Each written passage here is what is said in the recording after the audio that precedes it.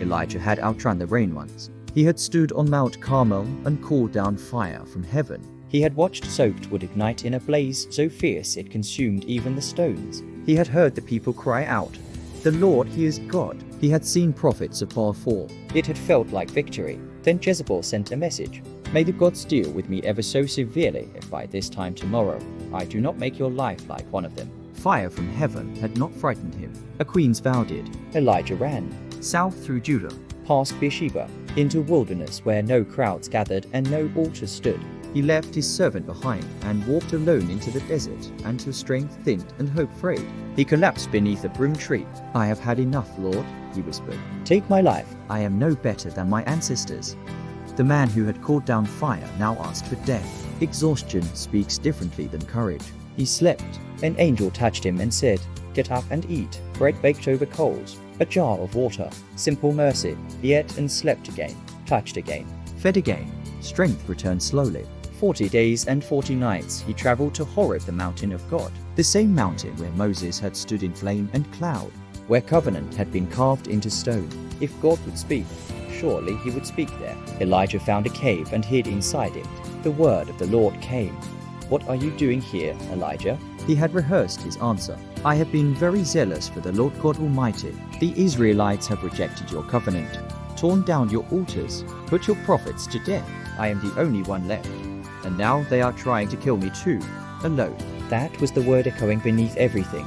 Go out and stand on the mountain in the presence of the Lord, came the reply. Elijah stepped to the mouth of the cave. The air changed. A wind rose violent, tearing through rock, splitting mountainside with raw force. Dust and debris lashed against him, It felt like power. like judgment, like the kind of display that matched Carmel's fire. But the Lord was not in the wind. Then the ground shook. The mountain trembled under his feet. Stones loosened and clattered down slopes. Elijah pressed himself against the rock face, heart pounding. Surely God was in the earthquake. But the Lord was not in the earthquake. After the trembling, fire flashed along the ridges. Heat seared the air. Flames danced and roared as if heaven itself were opening again. Elijah shielded his face. This he understood. Fire had been his language. But the Lord was not in the fire. And then silence. Not the absence of sound, the presence of stillness. A low whisper, so quiet it did not compete with wind or quake or flame. It did not overwhelm. It invited. Elijah wrapped his cloak around his face and stepped forward. He recognized the nearness without spectacle. The same question came again. What are you doing here, Elijah? He repeated his answer: zeal, rejection, isolation. The ache did not vanish simply because the voice was gentle, but something shifted. God did not rebuke his fear. He gave him direction. Go back the way you came. Anoint Hazael, anoint Jehu, anoint Elisha. Work remained, purpose remained, and Elijah was not alone. I reserve 7,000 in Israel, all whose knees have not bowed to Baal. 7,000. Elijah's loneliness had been loud. God's faithfulness had been quiet. On Carmel, the Lord had answered with fire. On Horeb, he answered with a whisper.